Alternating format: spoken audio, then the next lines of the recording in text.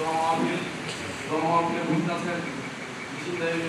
সাধারণ সম্পাদক মোহাম্মদ হোসেন মানিক, সাংগঠনিক সম্পাদক আরবি পেক্তা সহ বিশ্ববিদ্যালয়ের বিভিন্ন পর্যায়ের নেতৃবৃন্দ, অত্র মসজিদের মুসল্লিবৃন্দ এবং অত্র মসজিদের ইমাম সাহেব সহ সবাইকে আবারও সালাম জানাচ্ছি।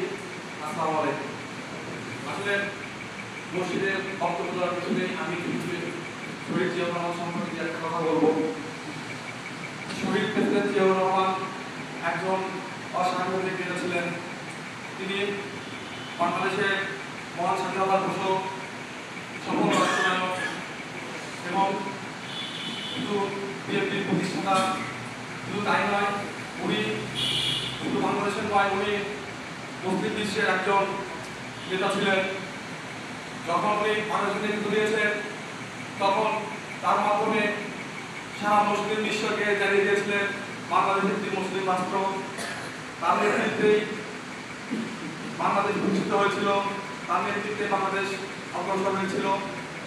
এবং তিনি যদি আমাদের মাঝে বেঁচে থাকতেন, আমাদের মুসলিম বিশ্বে হয়তো এত হানাহানি হতো না, এত দগ্রাভাব থাকতো না।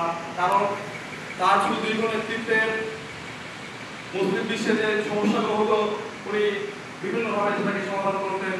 এই মহান নেতার জন্য আমরা আজকে দোয়া করব, পাশাপাশি এবং বিএনপি জন্য দোয়া করব। পাশাপাশি আমাদের বাংলাদেশকে নিয়ে এখনো ষড়যন্ত্র চলছে, আমরা বাংলাদেশকে নিয়ে যে ষড়যন্ত্র চলছে ষড়যন্ত্র যেন সফল না হয়, আমরা যেন সঠিক পথে অগ্রসর করতে পারি, এই জন্য দোয়া করব। সকলকে ধন্যবাদ। আসসালামু আলাইকুম। উপস্থিত রয়েছেন সাধারণ সম্পাদক মোহাম্মদ হোসেন মানিক রয়েছেন। একটি কথা বলে সংক্ষিপ্ত আকারে আমরা কথা বলে আপনাদের হাতে দোয়া অনুষ্ঠিত হবে এবং দোয়া শেষে তোমাদের কাছে নিয়ে যাবে।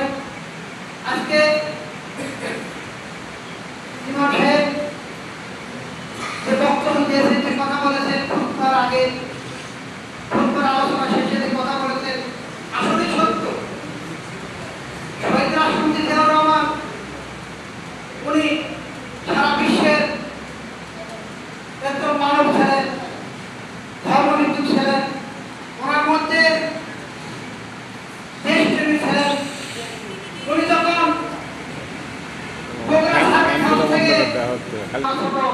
আপনারা অনেকে এখানে মুরব্বী হয়েছেন, একজন সেনাপ্রধান রাষ্ট্রপতি উনি কিভাবে গাড়ি না নিয়ে উনি হেঁটে গেছেন কলকাতা থেকে রাজনৈতিক ইস্যুটাকে করেছে।